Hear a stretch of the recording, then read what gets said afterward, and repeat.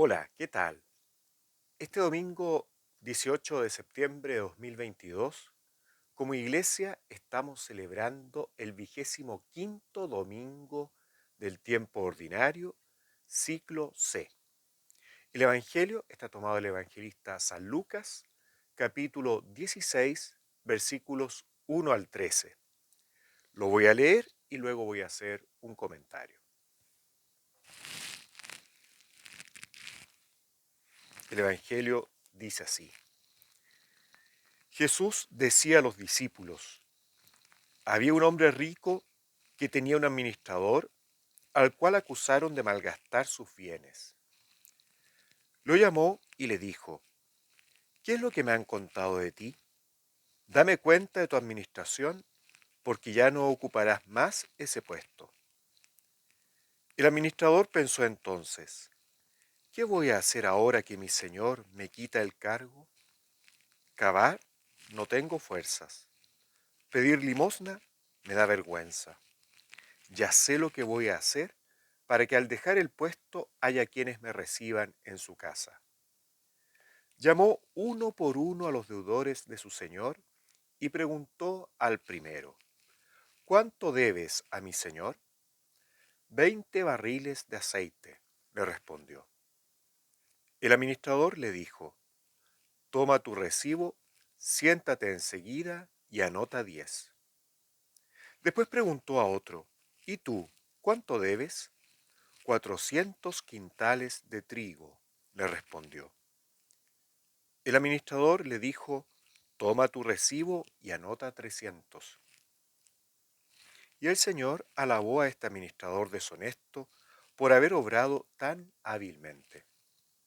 Porque los hijos de este mundo son más astutos en su trato con los demás que los hijos de la luz. Pero yo les digo: gánense amigos con el dinero de la injusticia, para que el día en que éste les falte, ellos los reciban en las moradas eternas. El que es fiel en lo poco, también es fiel en lo mucho. Y el que es deshonesto en lo poco, también es deshonesto en lo mucho. Si ustedes no son fieles en el uso del dinero injusto, ¿quién les confiará el verdadero bien? Y si no son fieles con lo ajeno, ¿quién les confiará lo que les pertenece a ustedes? Ningún servidor puede servir a dos señores, porque aborrecerá a uno y amará al otro. O bien se interesará por el primero y menospreciará al segundo. No se puede servir a Dios y al dinero. Hermanos y hermanas, esta es palabra del Señor. Gloria a ti, Señor Jesús.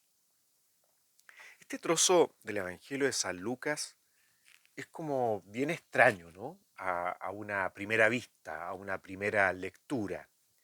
Sin embargo, si vamos profundizando, vamos releyendo, nos podemos dar cuenta de varias cosas. Voy a hacer primero algunas aclaraciones del texto mismo antes de mirar el texto más para nuestra vida hoy. ¿Qué nos quiere decir hoy el Señor? ¿Mm? O alguna de las cosas más bien que nos quiere decir hoy el Señor a partir de este texto, porque son muchísimas.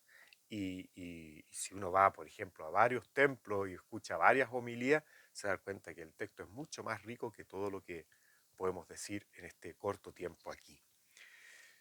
Una primera cosa, esta es una parábola sobre el administrador astuto.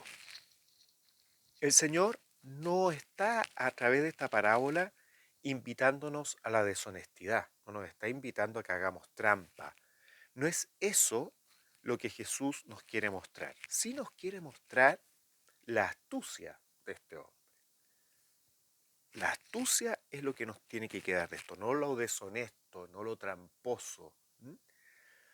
En una parte dice, y el Señor alabó a este administrador deshonesto. El Señor acá está con minúscula, se refiere al jefe, podríamos decir, al, al jefe de este administrador, el que lo va a echar en el fondo, el que le ha dicho que se tiene que ir porque ha hecho trampa, ah, no está haciendo lo que corresponde. Eh, ¿Se fijan? Entonces no se refiere a que Dios, como alabando lo que este hombre ha hecho. No, no es Dios alabando lo que este hombre ha hecho en cuanto deshonestidad, sino lo que alaba, ¿cierto? El patrón, en este caso que acá dice el Señor, es la astucia. Y Jesús también nos quiere mostrar lo astuto que es.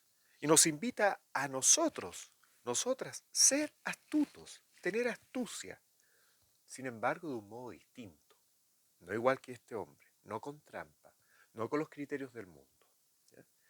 Más adelante, otra cosa que nos puede parecer extraño es cuando el Señor dice, pero yo les digo, gánense amigos con el dinero de la injusticia. Y ahí quedamos. ¿Qué quiere decir dinero de la injusticia? Dinero de la injusticia quiere decir dinero y quiere decir también bienes materiales. Eso.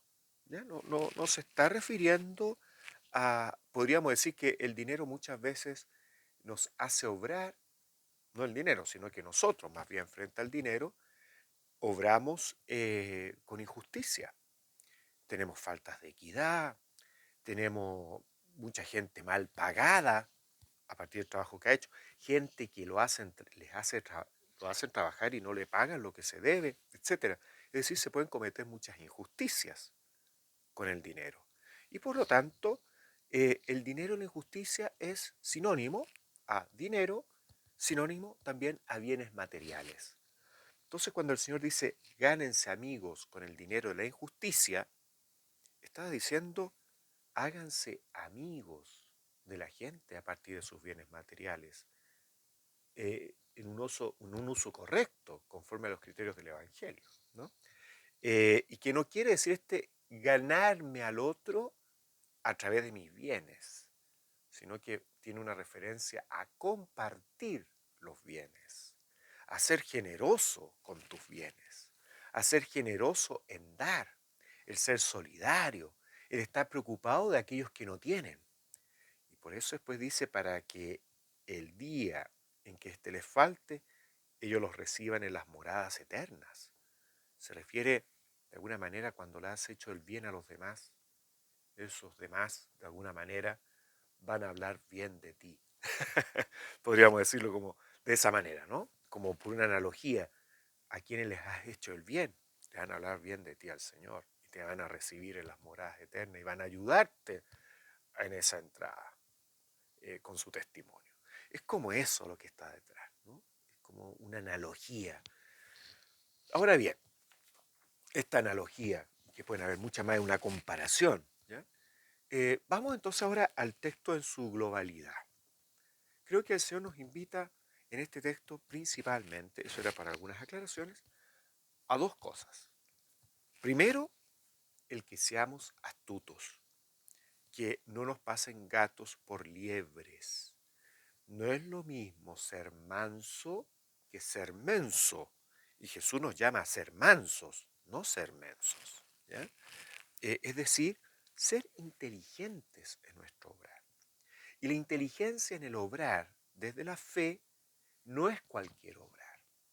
La astucia del cristiano, de la cristiana, es vivir de acuerdo al Evangelio. Esa es nuestra astucia. Vivir de acuerdo a los criterios de Jesús. Esa es nuestra astucia. Que en cada circunstancia busquemos hacer, obrar, decir, pensar al modo de Jesús. Que muchas veces es contracorriente a la cultura predominante. Por no decir, siempre es contracorriente a la cultura predominante, por lo menos en estos tiempos. Si miramos la cultura predominante, el Evangelio va por otro lado. Y ojalá, ¿cierto?, que en algún momento podamos decir, oh, la cultura va de acuerdo al Evangelio. Sería fantástico. Suele no ser así. Este ir contra la corriente, viviendo el Evangelio, tiene que ser hecho también con astucia, nos pide el Señor. Eh, Muchas veces la astucia cristiana tiene semejanza a la locura. Por ejemplo, San Pablo dice que predicamos la locura de la cruz. Jesús en la cruz es una locura de amor de Dios. Dios que se hace hombre y da la vida por nosotros para salvarnos a nosotros. Podemos decir en términos humanos es una locura. Sin embargo, eso que podemos llamar locura de amor ha traído la salvación universal y que está desde nuestra fe, desde nuestra esperanza, lo reafirmamos y lo confirmamos porque Jesús ha resucitado. ¿Se fijan? ¡Wow! ¿Qué superhéroe es capaz de hacer algo así? Ninguno, nadie. Solo Jesús es quien ha sido capaz de traer la salvación universal. No hay nadie más astuto que Jesús. Y por eso la astucia para el cristiano es vivir conforme al Evangelio. El Evangelio es el que nos llama a consolar al afligido. El Evangelio nos llama a, a amar a todos y a todas, a mirar a todos y a todas como hermanos y hermanas. El Evangelio nos llama a acoger a aquel que está necesitado, socorrer al que necesita de nuestro auxilio, y eso hacerlo con profundo amor. El Evangelio nos invita a que ese amor a Dios por sobre todas las cosas se explicite de manera concretísima en el amor a los demás y a las demás, especialmente a quienes tienen más necesidad. La astucia. Y por otro lado, una segunda invitación que quiero compartir ahora con ustedes, son más, pero no da tanto el tiempo. La segunda cosa tiene que ver con el servicio a Dios. El Señor dice que no se puede servir a Dios y al dinero. No se puede estar centrado en los bienes materiales y al mismo tiempo poder estar centrado en Dios. El centrarse en Dios nos lleva a descentrarnos de las demás cosas, porque el centro está puesto en Él. Por lo tanto, para ser fiel al Señor, no podemos tener otro centro que no sea Él.